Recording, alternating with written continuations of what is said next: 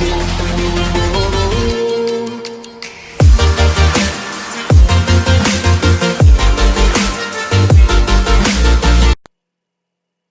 friends, welcome to my channel Edu Hotspot. So today start our next chapter, that is geography first chapter, that is resources in development. So due to some urgent work I cannot upload videos. There is too much long break between 2 or 3 videos. So now regular videos will come. So subscribe the channel and press the bell icon to get notification of next video, and like that and share more and more videos. So the name of the chapter is resources and development. This is first chapter of geography of class 10th. So now with wasting time we continue this chapter, and if you have any doubt in any chapter of class 10th, you can comment in comment box or follow me and message me on my Facebook account. So without waste time we continue this video. So first we read about resources. What are resources? Everything in our environment which can be used to satisfy our need is technologically accessible, economically feasible, and culturally acceptable is termed as resources. तो resources क्या होते हैं? Resources वो हर एक चीज है जो हमारे इन्वायरमेंट के अंदर है और जिसको हम यूज कर सकते हैं क्या करने के लिए, जो हमारी नीड्स है उसको सेटिस्फाई करने के लिए, और वो टेक्नोलॉजी के एक्सेसिबल हो, इकोनॉमिकली फेसिबल, कल्चरली एक्सेप्टेबल। इसका मतलब है कि टेक्नोलॉजी यानी कि हमारे पास वो टेक्नोलॉजी हो कि हम उस टेक्नोलॉजी को यूज करके उस रिसोर्सेज को यूज कर सकें, और इकोनॉमिक फेसिबल यानी कि जो हमारी कॉस्ट लगी उसको यानी कि अपने यूज करने में, तो वो आगे जो उसका बेनिफिट्स है तो उसकी कॉस्ट कंप्लीट हो और हमें थोड़ा उसके बेनिफिट्स मिले, यानी कि हमारे पास इतनी मनी हो कि हम उसको यूज कर सके। और कल्चर यानी कि जो हमारा कल्चर है वो उसको एक्सेप्ट कर सके, तो उसको हम क्या कहते हैं? Resource. Human being themselves are essential component of resources. They transform material available in environment into resources and use them. जो ह्यूमन बीइंग्स है वो एक तरह से अपने आप इसेंशियल कंपोनेंट है किसके? रिसोर्सेज के। क्यों? क्योंकि जो हमारे पास यानी कि मटेरियल है अवेलेबल इन्वायरमेंट में, तो हम उसको क्या करते हैं? रिसोर्स में कन्वर्ट करते हैं और उसको यूज कर लेते हैं। So now we have next topic is classification of resources, कि रिसोर्सेज कैसे क्लासिफाई किए गए हैं। Resources can be classified in the following ways, कि रिसोर्सेज इन फ्लोइंग वेज में क्लासिफाइड करे गए हैं। On the basis of origin, की ओरिजिन कैसे उनका, biotic, abiotic. On the basis exhaustibility, यानी कब खत्म होंगे, रिन्यूएबल है, non renewable. On the basis of ownership, individual, community, national, international, की इंडिविजुअल का, कम्युनिटी का, नेशनल है या इंटरनेशनल है। On the basis of status of development, potential, stock, reserve. तो हमारे पास एक ही हमें चार्ट उसमें बेसिस पे वो क्लासिफाइड किया कि इसमें ओरिजिन में, एक्सॉल्टेबिलिटी, ओनरशिप में और स्टेटस ऑफ डेवलपमेंट में। तो अब हम एक बार फ्लो चार्ट भी देख लेते हैं इसका। हमारे पास रिसोर्सेज है आगे, नेचुरल और ह्यूमन। नेचुरल में हमारे पास रिन्यूएबल और नॉन रिन्यूएबल आगे, और रिन्यूएबल में कॉन्टिन्यूस और फ्लो लाइक विंड और वाटर। अगर बायोलॉजिकल में नेचुरल, वाइल्ड लाइफ। और नॉन रिन्यूएबल में क्या है, जिसको जो रिसाइकेबल यानी जो मेटल्स हो गए, नॉन रिसाइकिल जैसे नॉन फ्यूल्स हो गए। और एक हमारे पास है ह्यूमन। ह्यूमन के structure and institutions and quantity and quality. So this is a flow chart of resources. So now we read about biotic and abiotic, that they are classified on the basis of origin. So what are biotic resources? Biotic resources are obtained from biosphere and have life. यानी जो resources biosphere से obtain और उनके पास live हो तो उनको कहते हैं बायोटिक रिसोर्स, यानी कि जो लिविंग थिंग्स एक तरह से, यानी क्या हो गया, human beings, flora and fauna, fishes, life stock etcetera. अब बायोटिक रिसोर्स क्या हो गए, जो नॉन लिविंग थिंग्स हो, all those things which are composed of non-livings are called abiotic resources, rock, metals, etc. So now we have on the base exhaustibility, that is renewable and non-renewable. So first, the resources which can be renewed or reproduced by physical, chemical or mechanical process are known as renewable or replenishable resources. जो resources को हम renew कर सके, reproduce कर सके फिर से, किसके थ्रू, फिजिकल या केमिकल या मैकेनिकल प्रोसेस के, तो हम कहते हैं रिन्यूएबल रिसोर्स या रिप्लेनिशेबल रिसोर्स। द रिन्यूएबल रिसोर्स में फर्दर डिवाइड इनटू कॉन्टिन्यूस और फ्लो। जो रिन्यूएबल रिसोर्स उसका क्यों डिवाइड किया, कॉन्टिन्यूस और फ्लो में। एग्जांपल हमारे पास का solar and wind energy, water, forest और wild life etcetera. So next is non-renewable resources. Non-renewable resources occur over a very long geological time. These resources take millions of years in their formation. Some of resources like metals are recyclable and some like fossil fuels cannot recycle and get exhausted with their use. जो resources है बहुत ज़्यादा long time लेते हैं reproduce होने में और ये मिलियंस ऑफ ईयर रह जाते हैं फिर से फॉर्म होने। कुछ तो रिसोर्सेज जैसे मेटल रिसाइकल है पर जो फॉसिल फ्यूल्स है वो रिसाइकल लेने के वो खत्म हो जाते हैं अपने उनके यूज के साथ। एग्जांपल है हमारे पास minerals and fossil fuels. So now we have on the basis of ownership. Ownership पे कैसे थे हमारे पास individual, community and national and international. So first read about individual resources. Individual resources are owned privately by individuals. In villages, people own lands, whereas in urban areas people own plots, houses and other properties. यानी कि जो resource एक single को belong हो, एक individual को privately, कि और किसी को उसमें कोई मैटर नहीं है कि वो कम्युनिटी का है या नेशनल का है, स्टेट का, किसी का एक अपना है। जैसे सबके पास अपनी लैंड होती है जिन पे हाउस होता है। So next is community owned resources are accessible to all members of the community. Community on resources के होते हैं वो एक यानी कि जो प्लेस हो गया कुछ भी हो गया जो पूरी कम्युनिटी को बिलोंग हो, यानी कि एक पूरे विलेज के एक पॉइंट हो गया तो पूरे पूरे जो विलेज के मेंबर्स हैं विलेजर्स सब उसको यूज करते हैं, वो कम्युनिटी रिसोर्स हो गया। तो एग्जांपल है grazing grounds, burial grounds, public parks, picnic spots, playgrounds etcetera. So next is national resources are owned by nation और कंट्री। ये नेशनल रिसोर्स कहते हैं जो एक कंट्री को बिलोंग करते हैं, एक कंट्री को होता है। All the minerals, water resource, forest, wild life, land with in the political boundaries and oceanic areas up to 12 nautical miles जो कि होते हैं 22.2 kilometre from the coast termed as the territorial water and resource therefore belong to nation. कि जैसे कोई भी road हो गया, कैनाल से वो एक कंट्री को बिलोंग करते हैं। और जो जो हमारे कोस्ट लाइन से या जो हमारे ओशनिक एरिया है जो कि 22.2 किलोमीटर तक होते हैं, यानी कि जैसे कोई भी कोस्ट लाइन से आगे तक तो एक कंट्री का बिलोंग किया जाता है। वहां से कंट्री वाटर ले, मिनरल्स ले कुछ, पर उससे आगे तक वो नहीं ले सकती। So next is international resources are regulated by international institutions. देख पूरे इंटरनेशनल होता है। The oceanic resource beyond 200 nautical miles of the exclusive economic zone belong to open ocean. No individual can utilize these without the consent of international institution। कि ये एक पूरे international होता है इंस्टीट्यूशंस का। अगर कोई कंट्री इसको यूज नहीं कर सकती, अगर वो करना चाहे तो वो उन्हें परमिशन लेनी पड़ती है किसी इंटरनेशनल इंस्टीट्यूशन से, जैसे हमारा यूएनओ हो गया। सो next is on the basis of status of development कि उनकी डेवलपमेंट कैसी है। पोटेंशियल, डेवलप, स्टॉक और रिजर्व्स।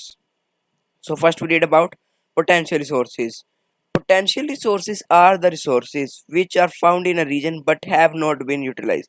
कि ये वो रिसोर्स होते हैं जो हमें हमें मिल तो गए पर हम उनको अभी यूज नहीं कर पा रहे।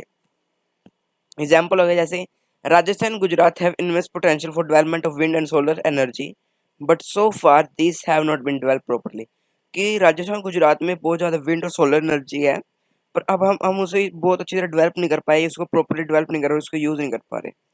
So next is developed resources. Resources which are surveyed and their quality and quantity can be determined for utilization. The development of resources depend upon technology and level of feasible. Materials in the environment which have the potential to satisfy human needs, but human beings do not have the infrastructure to assess them are the stock. तो यहाँ पे कहता है कि जो resources हम सर्वे किया उसकी क्वालिटी और क्वांटिटी हमारे पास है यूटिलाइजेशन की, पर हमारे पास रिसोर्सेज यानी वो टेक्नोलॉजी के ऊपर डिपेंड है, लेवल ऑफ फेसिबल यानी कि हमारे पास इतनी इकोनॉमी नहीं है हमारी कि हम उसको यूज कर सके। और जैसे हमारे पास यानी कि कोई स्टॉक में यानी कि हमारे पास बहुत ज़्यादा पोटेंशियल है कि सेटिस्फाई कर सके ह्यूमन नीड्स को, पर हमारे पास वो टेक्नोलॉजी नहीं है कि हम उसको असेस कर सके, तो उसको हम क्या कहते हैं, स्टॉक। जैसे एग्जांपल है hydrogen can be used as rich source of energy but we do not have advance technology to use. यानी कि जैसे आप सभी को पता है कि वाटर का फॉर्मूला होता है H2O, तो हमारे पास हाइड्रोजन भी बहुत अमाउंट है और ऑक्सीजन भी, पर हमारे पास इतनी टेक्नोलॉजी नहीं है कि हम उनके एटम्स को मिक्स करके हम वाटर प्रोड्यूस कर सकें। So next is reserves. Reserves are the subset of the stock which can be put into uses with the help of existing technology. No and how. but their use has not been started. This can be used for meeting future requirements. कि जब कहते हैं कि हमारे पास technology तो है कि हम उसको यूज कर सके, पर हम उसको यूज नहीं करें क्योंकि हमें वो फ्यूचर में उसको रिजर्व कराएं फ्यूचर के लिए। तो जैसे example water in dams, forest reserve which can be used in future. तो ये हमारा था classification of resources. So next is development of resources. Resources have been used by human beings indiscriminately and this lead to flowing major problems। तो हम पढ़ते हैं क्या problems होती है। Depletion of resources for satisfy the greed of few individuals, accumulation of resources in few hands which in turn divide society into segments rich and poor।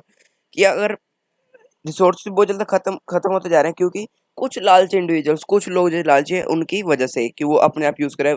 और अगर हम कुछ ही पीपल्स के हैंड में रिसोर्सेज दे दें तो सोसाइटी को डिवाइड कर दे रिच और पुअर में।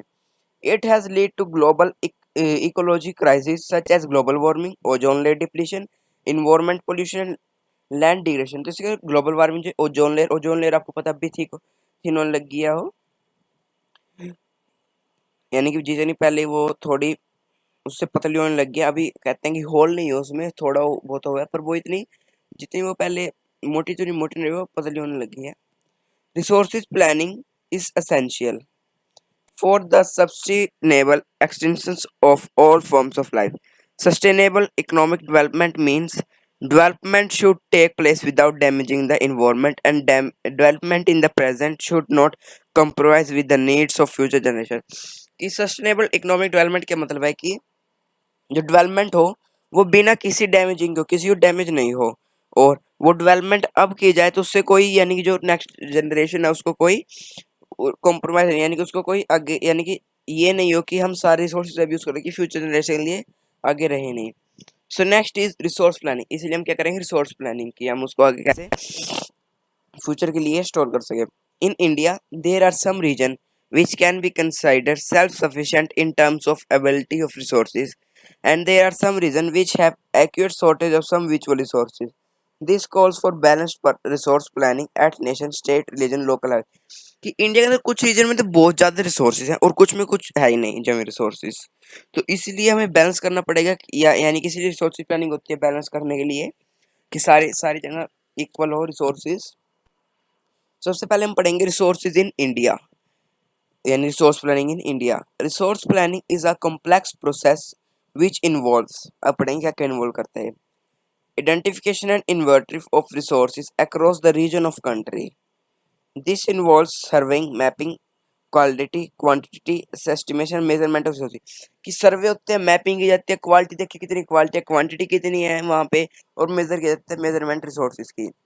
Evolving a planning structure endowed with appropriate technology, skill and institute set up for implementing resources development plans.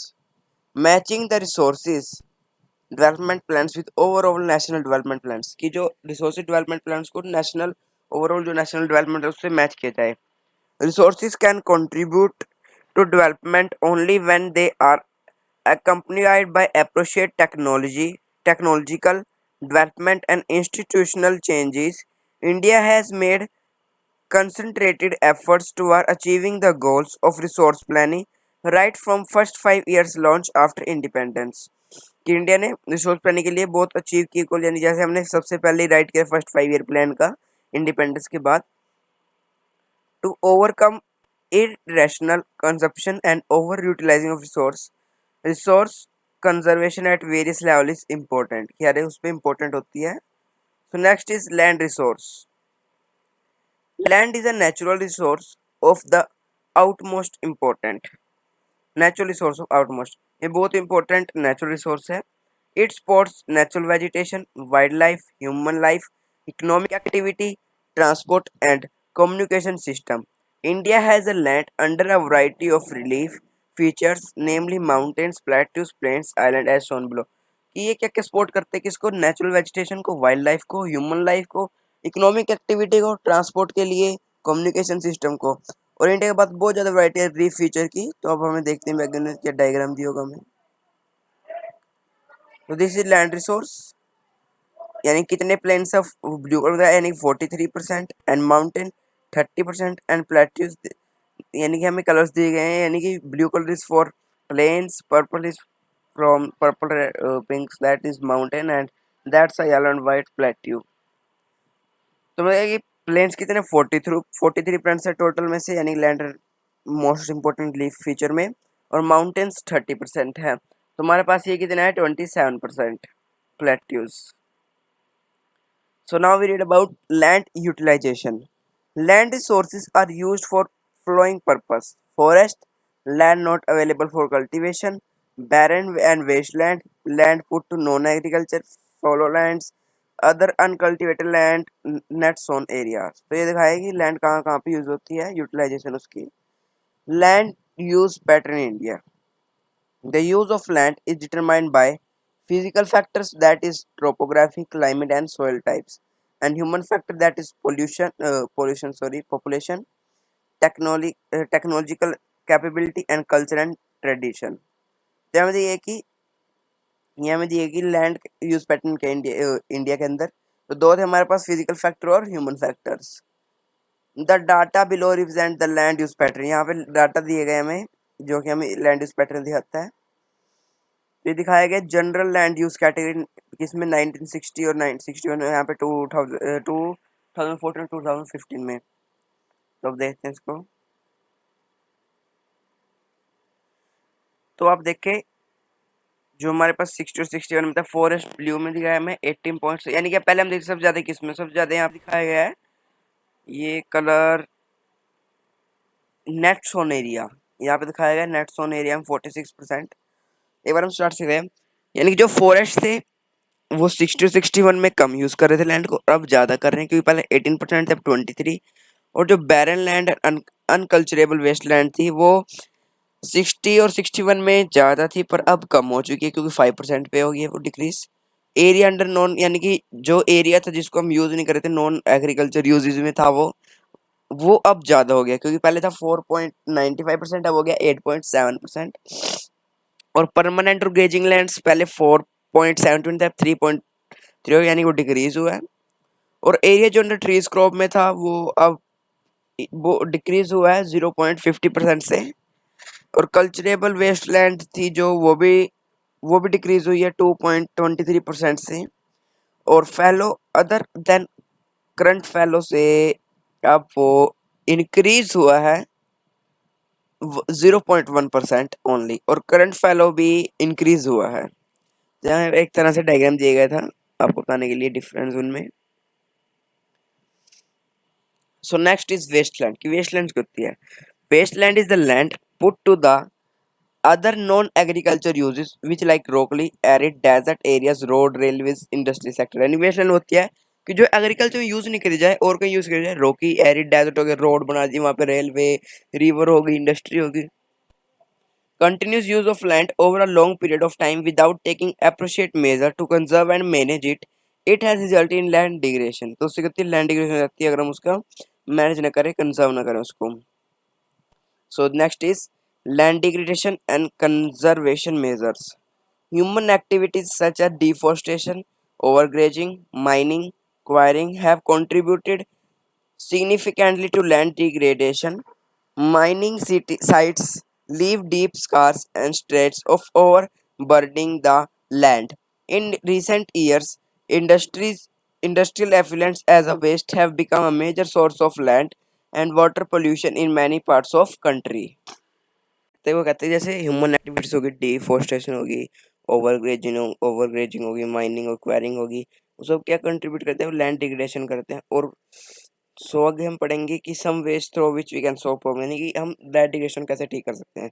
तो फर्स्ट है एफोरेस्टेशन, यानी ज़्यादा से ज़्यादा ट्री लगाओ। Proper management of grazing, planting of shelter beds of plants, stabilization of sand dunes by growing thorny bushes, proper management of wasteland, control of mining activities, proper discharge and disposal of industrial effluent waste after treatment। तो हमारे पास veggie जिससे हम land degradation को solve कर सकते हैं। So next is soil as a resource.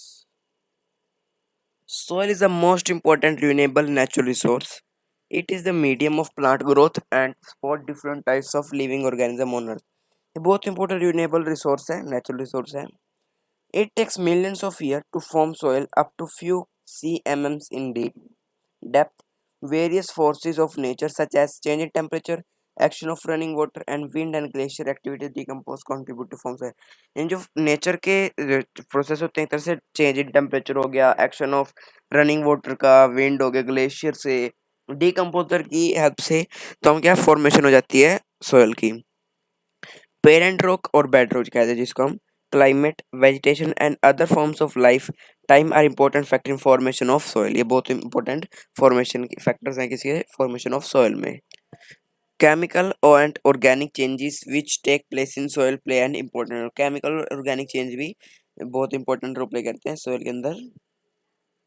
Soil also consist of organic that is humus और inorganic material. Soil किस किस की क्या क्या कंसिस्ट करते हैं ऑर्गेनिक और इनऑर्गेनिक मटेरियल को। सो next is classification of soils. जैसे हमने क्लासिफिकेशन ऑफ रिसोर्सेज की जैसे क्लासिफिकेशन सॉइल करेंगे तो हम पढ़ते जैसे हमने उसके ऊपर बेसिस में की तो इसमें बेसिस में पढ़ते हैं किस किस फैक्टर्स के ऊपर बेसिस है वो। Soil formation, colour, thickness, texture, age, chemical and physical properties की, यानी कि उसका कलर कैसा है, थिकनेस कैसी है, टेक्सचर, एज कितनी पुरानी है, केमिकल फिजिकल प्रॉपर्टीज को हमने इसको क्लासिफाई किया है। So first is alluvial soil. The entire northern plains are made up of alluvial soil. The alluvial soil is deposited by three important human river systems: the Indus, the Ganga, and the Brahmaputra. It is also found in Rajasthan, Gujarat, and eastern coastal plains, particularly in the deltas of Mahanadi, Godavari, Krishna, and Kaveri. तो ये कहता है कि बहुत ज़्यादा ये ज़्यादातर जो नॉर्थर्न प्लेन्स हो उससे ही बनते हैं एलुवियल सॉइल से। और ये कौन सी रिवर डिपोजिट करते हैं थ्री इंपॉर्टेंट? इंडस, ब्रह्मपुत्र और Ganga.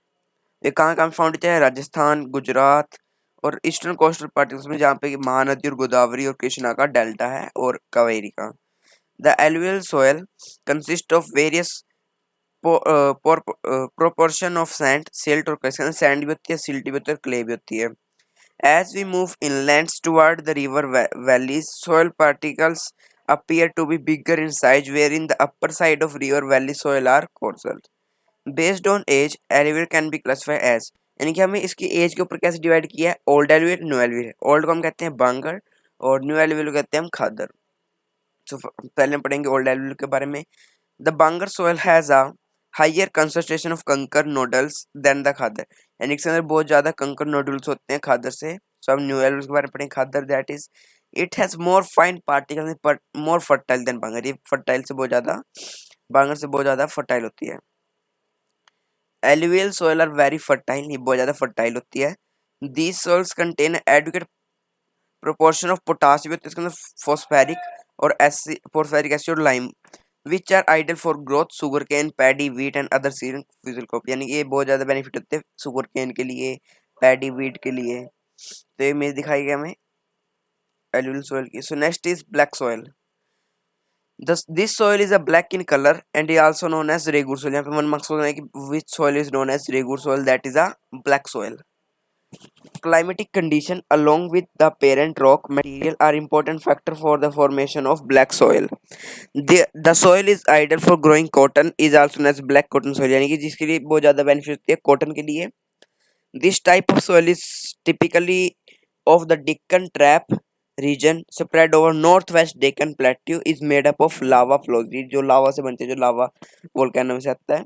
The soil covers the plateau of Maharashtra, Malwa, Madhya Pradesh and Chhattisgarh and extend in the southeast direction along the Godavari and the Krishna Valley। ये कहाँ तक होती है दिखाया हमें? गोदावरी कृष्णा वैली तक। The black soil are made up of extremely fine clay material well known for their capacity to hold moisture, यानी clay soil, जो क्ले सोइल यानी कि आपको पता ही है कि उसके अंदर बहुत ज़्यादा मॉइस्चर होता है, तो ज़्यादातर क्ले सोइल्स पे बनती है। और यानी जो ज़्यादा सैंड वाली होती है तो उसमें वो ज़्यादा वाटर ट्रैप नहीं कर पाती, तो इसलिए एलुवियल सोइल के अंदर सैंड भी तो और क्ले भी तो उसका ठीक था, ना ज़्यादा वाटर होल्ड करती है ना कम। Black soil is the nutrients rich, ये बहुत न्यूट्रिएंट रिच होती है। तो क्या क्या कंटेन करती है? कैल्शियम कार्बोनेट, मैग्नीशियम, पोटास और lime. The soil is sticky when wet and difficult to work on unless tilled immediately after the first shower during, यानी कि इसको एक फर्स्ट शावर के बाद हम इसे एकदम इसमें यूज नहीं कर सकते इसमें। तो हमें इमेज दिखाई गई ब्लैक सोइल की। So now we have red and yellow soil. This type of soil develops on crystalline igneous rocks in the area of raw rainfall in the eastern and southern part of Deccan Plateau. These soils develop a reddish color due to diffusion of iron in crystalline and metamorphic rocks. It looks yellow when it occurs in a hydrate form. Found in parts of Odisha, Chhattisgarh, southern part of middle Ganga plains and along the paddy mount zone of western Ghats. तो इसमें सबसे important क्या है, 1 marks में भी आ सकता है कि कहाँ पे फाउंड होती है। आपको जरूर ये वाला पॉइंट जरूर याद रखना है कि सोयल कहाँ पे फाउंड होती है, वो वाली कोई सी जोन सी सोयल हो। So next is laterite soil. The laterite soil develops and under tropically subtropical climate with the alternate wet and dry season. The soil is the result is of intense leaching due to heavy rain. Lateral soil are acidic होती है, यानी कि इनकी pH value 6 से कम होती है in nature, generally deficient in plant nutrients. This type of soil is found mostly in southern states, western Ghats region of Maharashtra, Odisha and some parts of Bengal and northeastern region. समझता है कि acidic होती है nature में और कहाँ पे found किया, आपको ये पॉइंट जरूर याद रखना है। The soil for deciduous and evergreen forest but humus poor. Thus this soil is very useful for growing tea and coffee, यानी कि सॉइल बहुत बेनिफिशियल होती है किसके लिए, क्या ग्रोने टी और कॉफी। तो हमें इमेज दिखाएगी ऐसी होती है laterite soil. So next is arid soil. Arid soil range from red to brown in colour. This soil is generally sandy in texture and saline in nature. In some areas, the salt content is very high and common salt is obtained by evaporating the water. Arid soil lacks humus and moisture. The lower horizons of the soil are occupied by kankars because of increasing calcium content downward. The kankar layer formation in the bottom horizon restricts the infiltration of water, यानी infiltration करती है water की कंकर की वजह से। Image दिखाई गई है। So next is forest soil, that is a large soil. These soils are found in highland mountain areas. This soil texture is loamy and silty in valley side and coarser grained in the upper slope. In the snow-covered areas of Himalaya, these soil experience denudation and are acidic with low humus content. This soil is fertile on the river trace and alluvial fans. तो हमें इसकी बताइए कहाँ found होती है, इसकी quantity बताइए इसकी थोड़ी सी। तो ये अब मैप है जिसमें डिफरेंट सोइल दिखाई गई हैं इंडिया की। देखो ये मैप आप डाउनलोड कर सकते हैं मेजर सोइल्स ऑफ इंडिया के नाम से करके, या आपके पास क्लास 10th की एनसीईआरटी बुक में भी है ये मैप। जो हमारे क्या फॉरेस्ट माउंटेन्स इसमें सारे सोल्स के जो आपको हमने पढ़ा उसका, इससे आपको ये थोड़ी देखिए आपको पॉइंट्स में फाउंड नहीं करने में कहाँ पे वो दिखा गया कि कहाँ पे फाउंड होती है। आप डायरेक्टली मैप से यहाँ पे फाइंड किया, ये जम्मू कश्मीर हिली एरियाज हो गए, यहाँ पे राजस्थान में आप डेजर्ट दिखा दिया उन्होंने, arid soil. So next is last topic is soil erosion, soil conservation. The denudation of the soil cover and subsequent washing down is the described as a soil erosion. The soil erosion is caused due to human activity like deforestation, overgrazing, construction and mining etcetera. कि soil erosion क्या होता है कि जो हमारी upper layer होती है soil की वो रिमूव हो जाती है किस एक्टिविटीज से, यानी डिफोरेस्टेशन होगी, ओवरग्रेजिंग हो गया, कंस्ट्रक्शन और माइनिंग से। Also there are some natural force like wind भी कर देती है, वाटर रनिंग वाटर रहता है जो वो भी लीड को सॉइल इरोजन के लिए कर देती है। Soil erosion also cause due to defective method of farming, गलत मेथड होते हैं उनसे भी होती है। The running water cuts through the clayey soil and makes deep channel as gullies. The land becomes unfit for cultivation is known as bad land, इसको हम कहते हैं bad land. When water flows as a sheet over large areas down a slope and the topsoil is washed away, it is known as sheet erosion. Wind blows loses soil of flat sloping land also known as wind erosion, ये हमें बताया गया है। तो last topic is different is the soil, इसको हम soil को conserve कैसे कर सकते हैं। Flowing along the contour line decreases the flow of water down the slope is called the counterflowing. Terrace cultivation करके restricts erosion. This type of agriculture practice is done in the western and central Himalayas. When a large field is divided into strips and strips of grass are left to grow between the crops, then this break up force of wind. This is strip coping, यानी जैसे हम crop में कोई grass होगी तो wind को stop करेगी, उसकी स्पीड कम करेगी वो। Planting lines of trees to create shelter belts in the establishment of sand dunes and in establishing the desert in western India. Rows of such trees shelter belts, and shelter belts बना के हमें trees को plant करें तो trees wind को रोकेंगे. So this is our chapter of geo. So subscribe the channel and like the video and share more and more videos. And if you have any doubt in this chapter or any chapter of class 10, you can comment in comment box or follow me on my Facebook and message me. Then I within 2 or 3 hours I will give your answer. So thank you.